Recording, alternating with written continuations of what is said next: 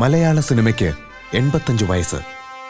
മലയാള സിനിമയുടെ പിതാവ് JC Daniel അണിയിച്ചൊരുക്കിയ ആദ്യ നിശബ്ദ ചിത്രം വിഗതകുമാരൻ 1928 നവംബർ 7 പ്രദർശനത്തിനെത്തി.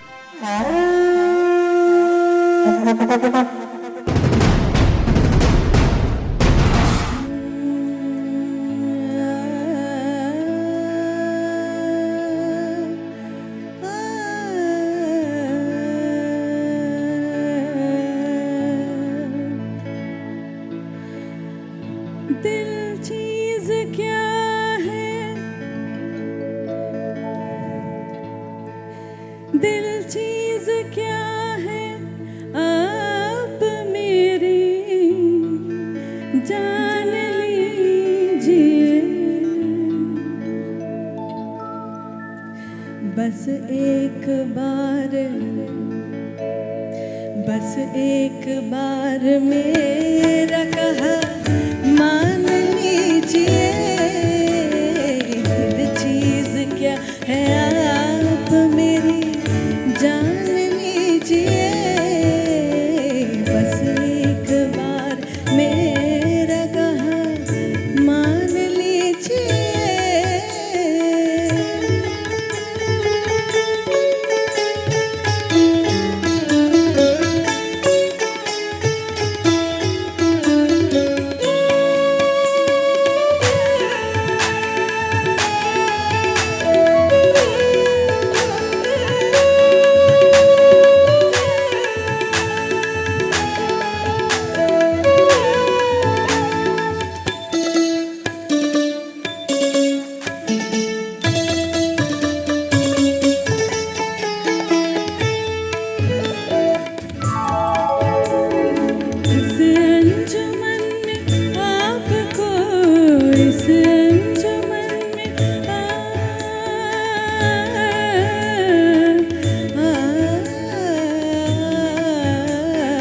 इस अंजुमन में आपको, इस अंजुमन में आपको आना है बार बार, आना है बार बार. दीवारों दर को गौर से, दीवारों दर को गौर से पहचान लीजिए. दिल चीज क्या है, आप मेरी जान लीजिए. बस एक बार मेरा कहा मान लीजिए.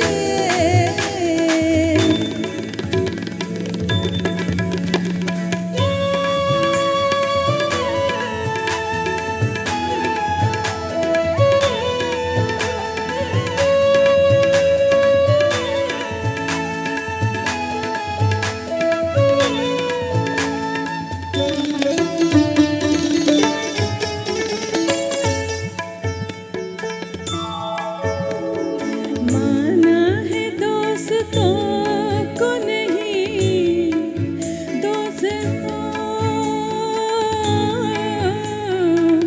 दोस्तों को नहीं.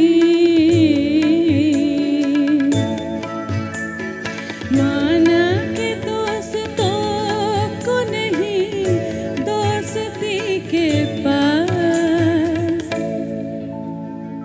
लेकिन ये क्या के गैर का, लेकिन ये क्या के गैर का एहसान लीजिए.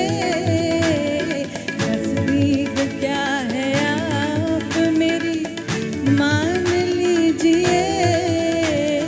बस एक बार मेरा कहा मान लीजिए.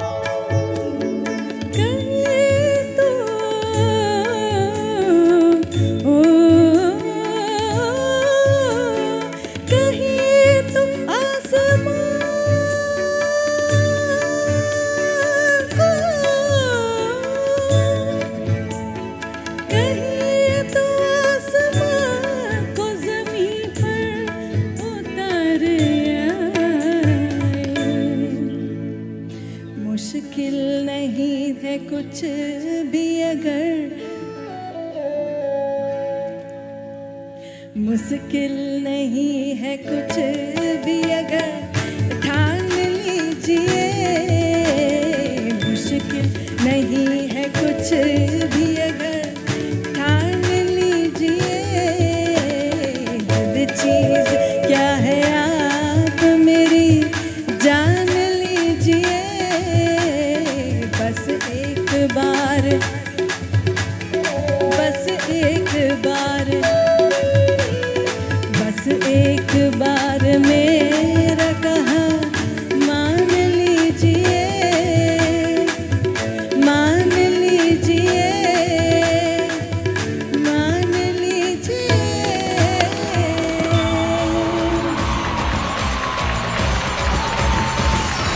കണ്ണാടിപ്പുര എന്ന ചാനൽ കുടുംബത്തിലെ ഒരു പെണ്ണ് കാണൽ ചടങ്ങ്. മാന്യ പ്രേക്ഷകർക്ക് കണ്ണാടിപ്പുരയിലേക്ക് സ്വാഗതം. കണ്ണാടിപ്പുരയിലെ ഇന്നത്തെ വിശേഷങ്ങളിലേക്ക്. എൻ്റെ മകളുടെ പെണ്ണുകാണൽ ചടങ്ങാണ് ഇന്നിവിടെ നടക്കാൻ പോകുന്നത്. കൂടുതൽ വിശേഷങ്ങളുമായി എൻ്റെ ഇളയ മകൻ നിതീഷ് കുമാർ ഒരു എളുപ്പമില്ലാതെ നിങ്ങളോട് സംസാരിക്കുന്നതായിരിക്കും. നമസ്കാരം, ഞാൻ നിതീഷ് കുമാർ. ഷർട്ടിന്റെ അളവ് 44, പാന്റിന്റെ അളവ് 38, പൊക്കം 5 അടി 8 ഇഞ്ച്.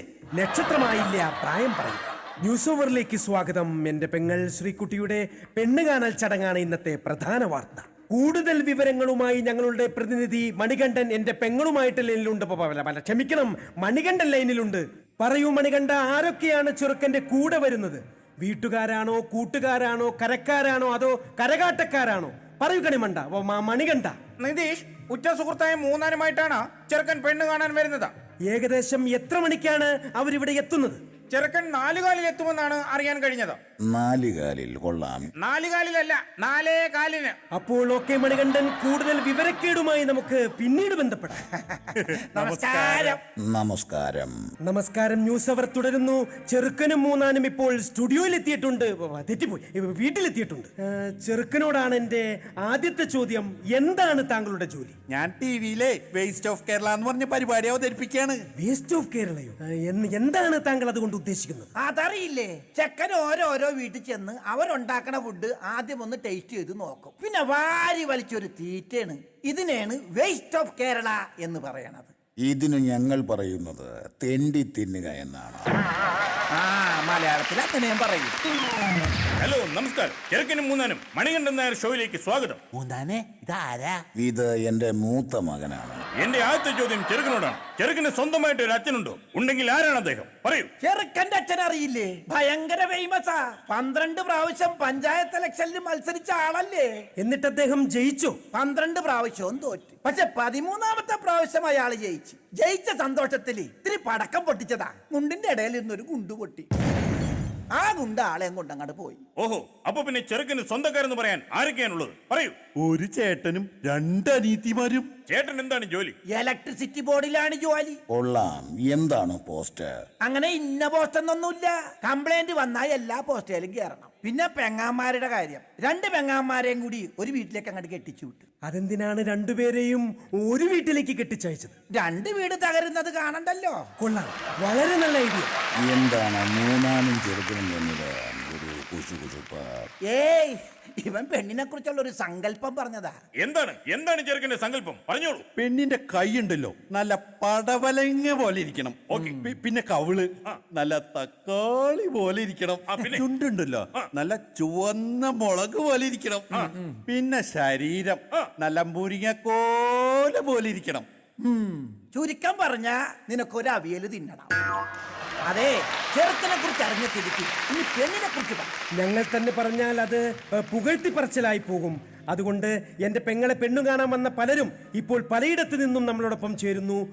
തിരുവനന്തപുരത്ത് നിന്നും മനോരഞ്ജൻ, കോഴിക്കോട് നിന്നും നീലാംബരൻ, കണ്ണൂരിൽ നിന്ന് സുഭാഷ് എന്നിവർ ഇപ്പോൾ സ്റ്റുഡിയോയിലുണ്ട്.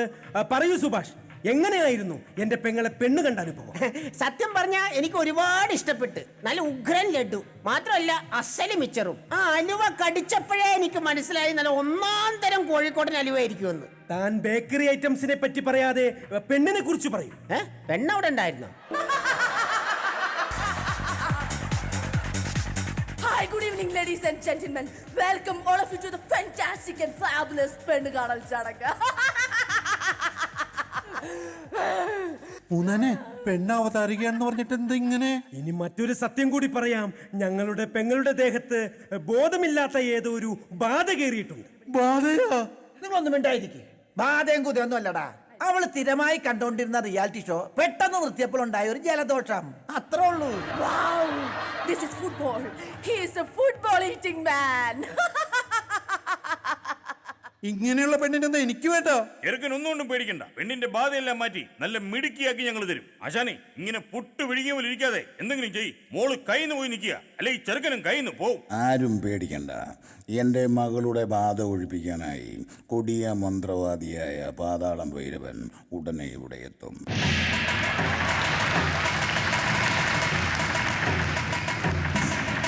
ആരാണ് നീ? ഞാൻ പറയില്ല. പറയാൻ?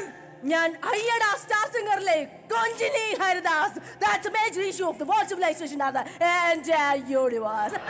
നീ എന്തിനു ഇവളുടെ ദേഹത്ത് കയറി? കഴിഞ്ഞ 6 വർഷമായി എന്നെ ഒരു മ്യൂസിക്കൽ റിയാലിറ്റി ഷോയിൽ തളച്ചിട്ടിരിക്കുകയായിരുന്നു. 6 വർഷമോ? അതെ, സീസൺ 6 വരെ. എന്തിനു നീ അവിടുന്ന് പുറത്തു ചാടി? ചാടിയതല്ല, ചാടിച്ചതാ. എനിക്ക് ഏതെങ്കിലും ഒരു അവതാരികയുടെ ദേഹത്ത് കയറിയേ പറ്റൂ.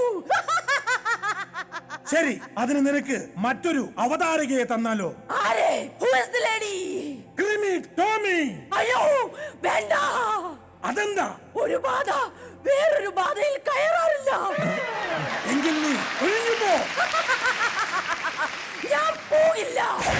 ഞാൻ ഒഴിപ്പിക്കും. ധൈര്യമുണ്ടെങ്കിൽ ഒഴിപ്പിക്ക്.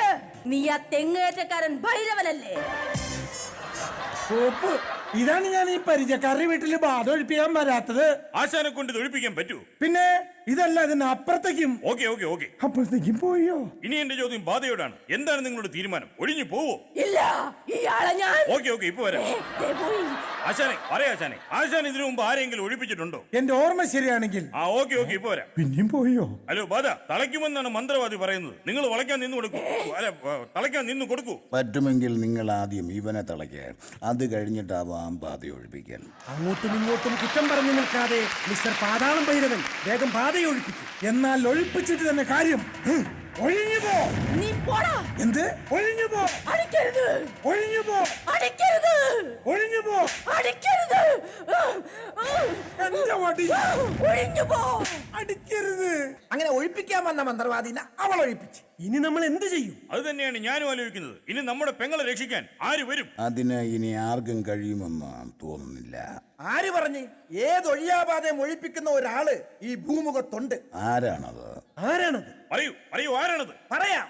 ആ മൂർത്തിയുടെ പേര് ചീപ്പ് വെപ്പ് PC ലാർജ് ദ കാണ.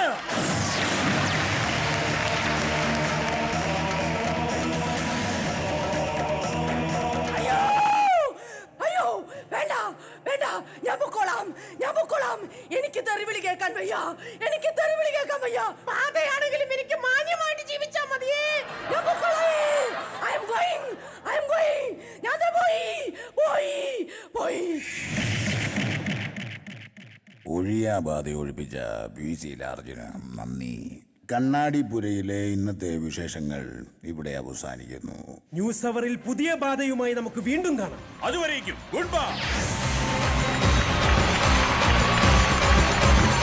തിത്തൈ തിത്തൈ താരേ തിധാൻ താരേ വെള്ളിപ്പുത്തരി നാള് കാടിൻ വെളിത്തിരുന്നാള് ആണ്ടേലോണ്ടേ നേരെ കണ്ണില് ചന്ദിരന്റെ പുലാലാണ് കണ്ടപാടെ നാണം കൊണ്ടേ. जाने मन तेरे दो नयन चोरी चोरी लेके गए देखो मेरा मन जाने मन ഞാൻ നല്ല ഊക്കം തമാശകൾ പറഞ്ഞ് രാജ്ഞിയെ ചിരിപ്പിക്കായിരുന്നു മഹാരാജൻ, അല്ലേ രാജ്ഞി?